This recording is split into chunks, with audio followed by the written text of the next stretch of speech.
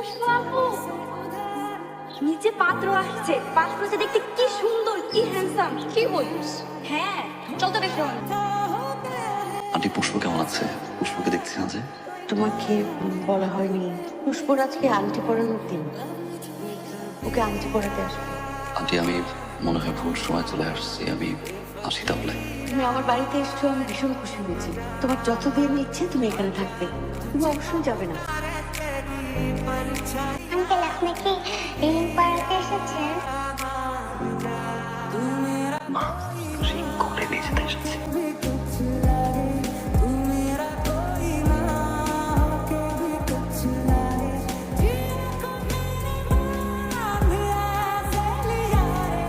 দেখি আংটিটা। এই আংটি আমার মেয়ের হাতের না। কেন আসছো? এতদিন পরে কেন? আমার জন্য তো আসলে আমার জন্য যদি আসতে তাহলে এত দেরি হতো। একটাবার খোঁজ নিলে না আবির, কতগুলো বছর পার হয়ে গেছে কোনো ধারণা আছে? আমি কত অপেক্ষা করছি তোমার জন্য। আমার বিয়ে ঠিক হয়ে গেছে, সামনের সপ্তাহে আমার বিয়ে।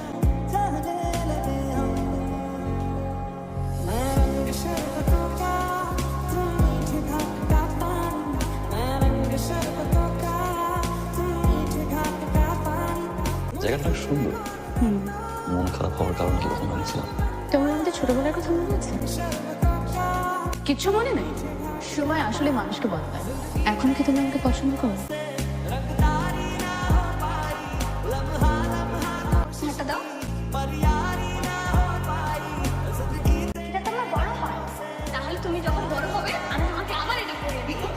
বাবু জোর করে আমার বিয়েটা ঠিক করেছে। আমি চাই না তুমি আমার জন্য কষ্ট করো। বিয়েটা কিন্তু এখনো হয়নি।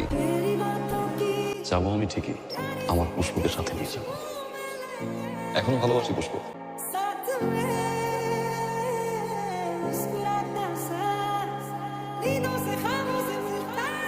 পুষ্পর সামনে বিয়ে যদি এইভাবে আবিরের সাথে মেশে তাহলে লোকজন রোকেয়াকে আমি কথা দিয়েছিলাম, ছেলের সাথে আমার মেয়ের বিয়ে দিবি।